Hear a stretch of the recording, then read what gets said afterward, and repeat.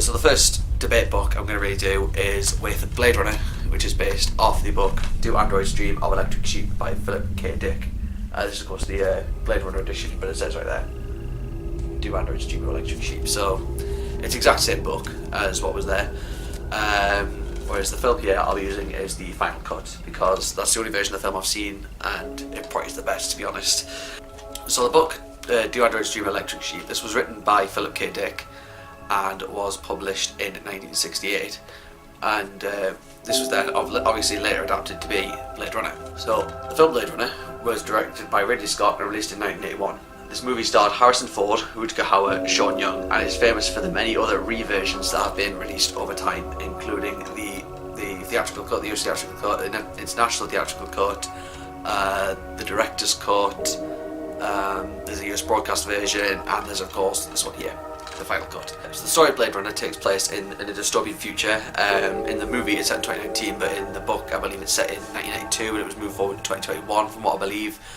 And it focuses on our main character Rick Deckard, who in the movie is played by Harrison Ford. And in the movie the plot follows him as he goes after these illegal human clones who are illegally out there, referred to androids in the books, whereas they are not electric sheep, they are replicants in the movie. The replicants have been declared illegal, so they're not allowed to be out there, and it's actually called retirement, but when they're not killed, they're retired. Now that's the main setting. The book and the film do both follow that, whereas but there's quite a separate direction here that goes on between the books. So firstly there's the film where you have the character Rachel, who is played by Sean Young. Her role sort of becomes as a love interest for Deckard, and she he falls in love with her throughout the whole film, and they have their moments together on screen. But this is a direction that is completely irrelevant in the book, because in the book it turns out that Deckard is actually married. And because one of the first scenes is him and his wife sort of arguing over what they're going to decide on their mood organs, which is sort of these boxes things that you sort of have icons to decide what like emotion you have, and just that's what you're like during the day. And I think I just said there that the book actually takes place in San Francisco at this point, whereas Deckard lives in Los Angeles in a small apartment.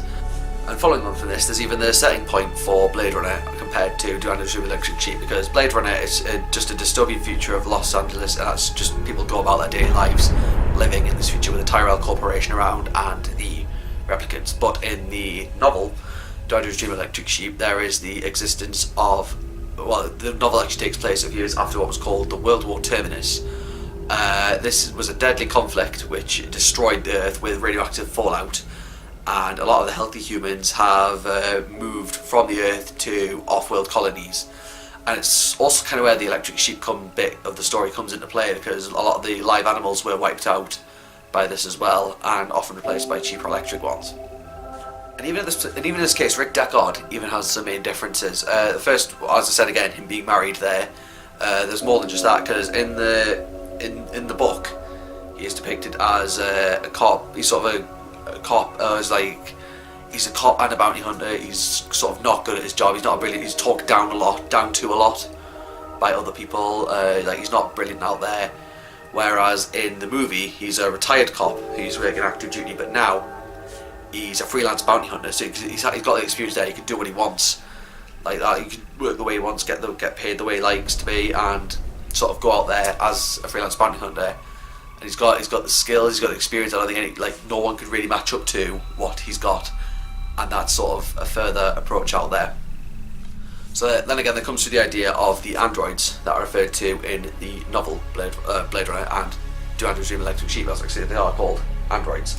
The difference there being the fact that they are referred to as Andes this time, whereas in the movie, the Andes are referred to as replicants, as I said earlier in the video.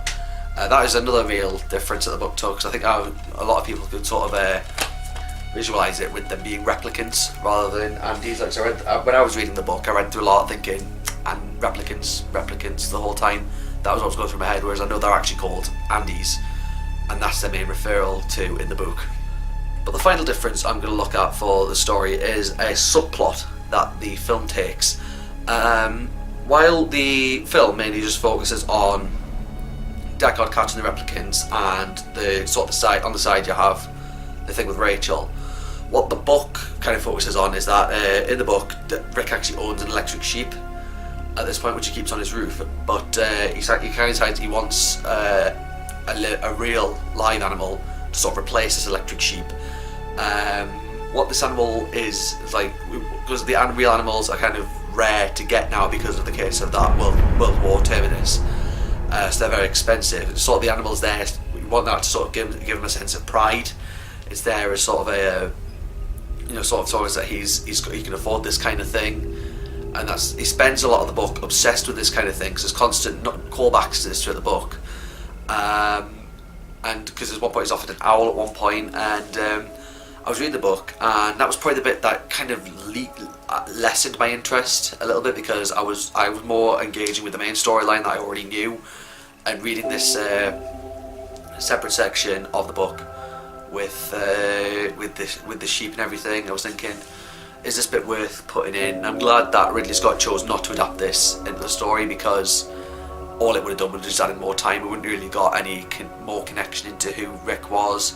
Would have got to focus on the rest of the main capturing of these replicants. Of course, there is the common thing going on, like, oh, is Rick Deckard a replicant? Is he not? That kind of thing could still come in. Whereas with this sheep callback, all it really done would have added more time.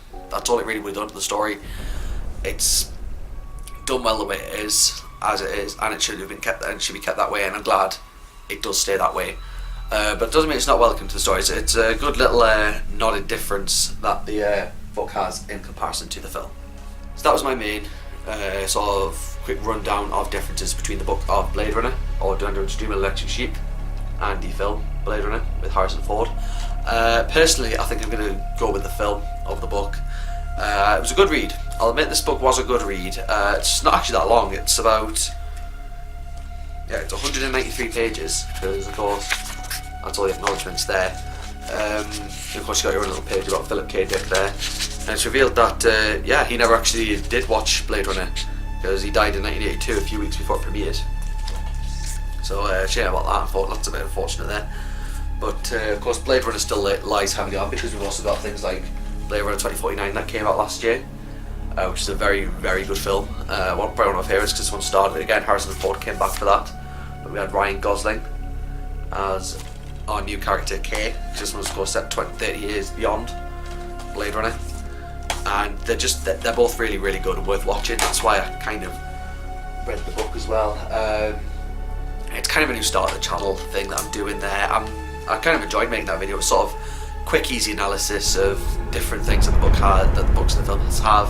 I'm going to continue this on again in the future in another video, because I've got several others that I read books for. There's several you can go with, because there's like I said, you've got Trainspotting, you've got Lord of the Rings, there's Gone Girl, like even Harry Potter, all of that, Stephen King adaptations, like The Shining, It, The Green Mile, all of that. It's all that kind of stuff. It's worth making, and it's definitely something to continue on. But thanks for watching, guys. Do drop a like on this video if you enjoyed it, and I shall be back with another video very soon.